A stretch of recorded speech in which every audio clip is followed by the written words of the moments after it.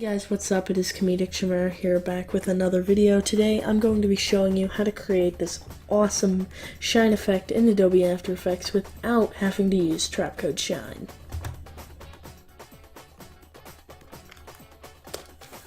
As you can see, it's a pretty cool effect and it looks very nice, and the best part is I didn't have to use trapcode shine. So now, as a bit of comparison, I've also created a very simple trapcode shine intro to show you, so you can see the difference is that trapcode shine just gives you these nice sort of clean rays, but you don't need trapcode shine to create something pretty similar, and I honestly think this effect looks just as good, if not better. So without further ado, let's get right into the tutorial. Okay, so to begin, you're going to want to create a new composition. So go up to Composition, New Composition, like so. We can just call this Tutorial, like so. Leave all these the same, make sure 1920 by 1080, this frame rate right here. And then I'm just going to make this a very, very brief 5-second composition, like so. Now, to begin, you're going to want to create a new text, so get out your text tool here. For this effect, it's almost better to have a 5-letter word, or an odd number of words. So, I'm just going to type the word 1. Let's just do, intro. Let's just call it intro.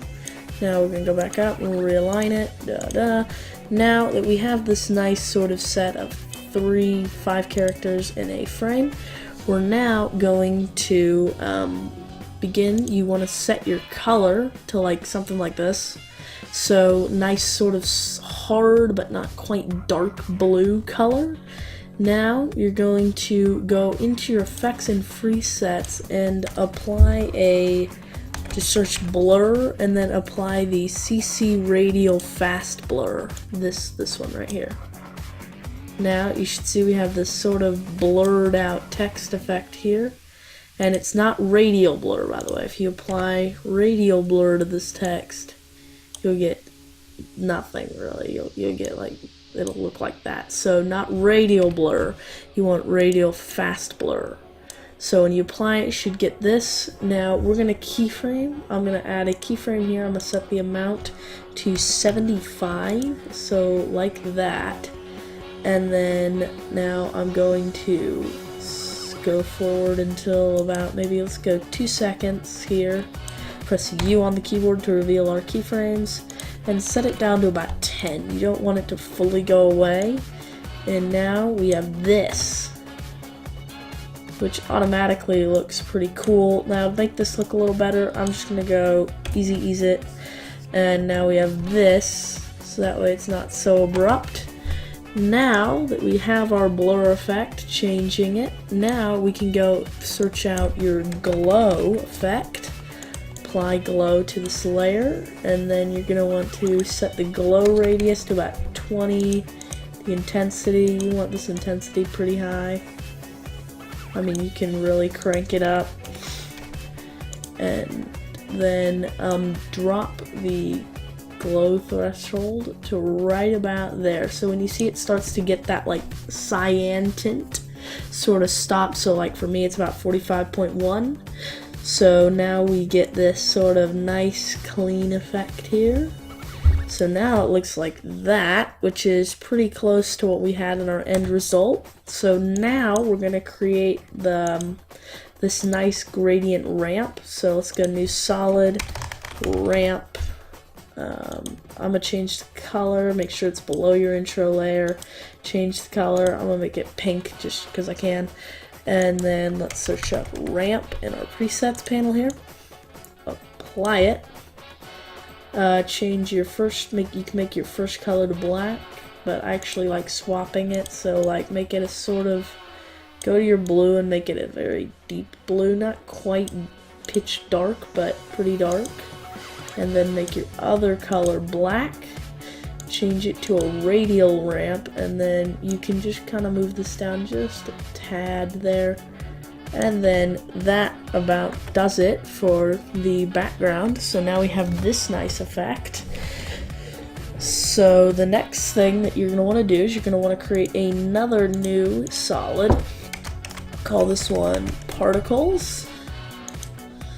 Then make sure particles is in between the two layers. Now get the CC particle world effect right here, drag it on.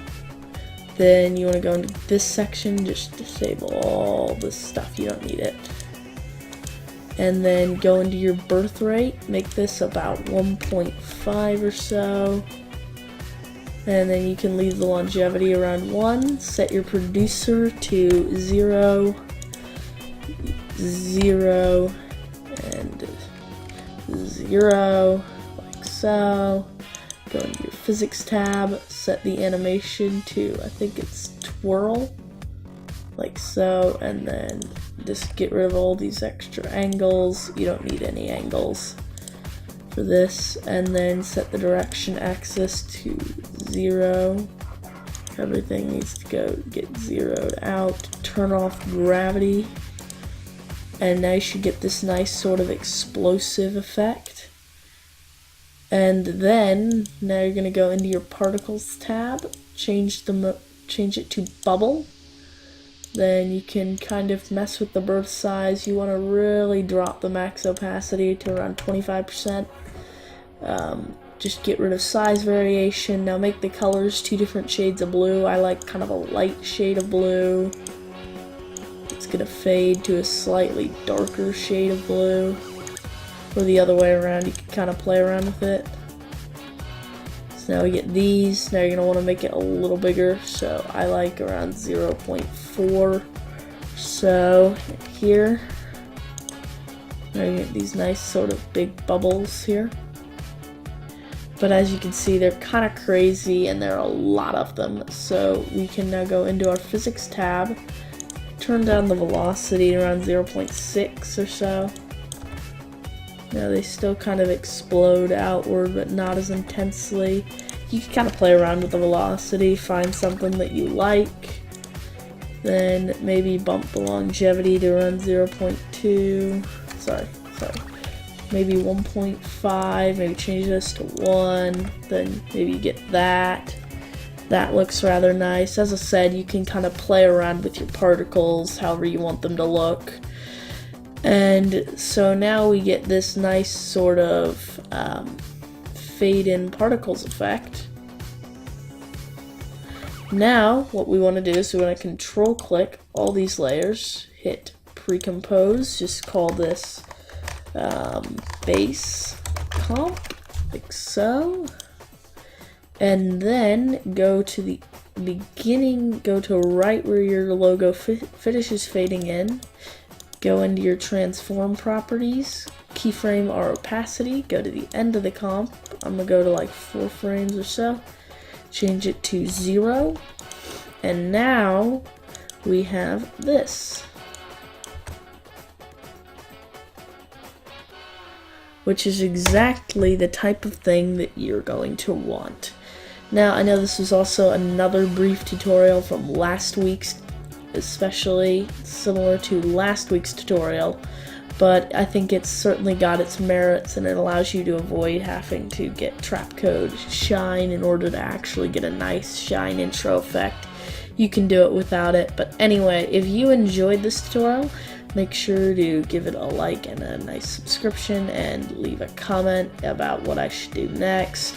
As I said, these few tutorials I made them a while ago and they're getting re-released later, so that way I have some stuff that I can get a tutorial out to you every week for a few weeks, so that way I don't have to be cranking all the time. And yeah, so as I said, if you enjoyed this tutorial, make sure to drop a like, and I will see you in the next one. Goodbye.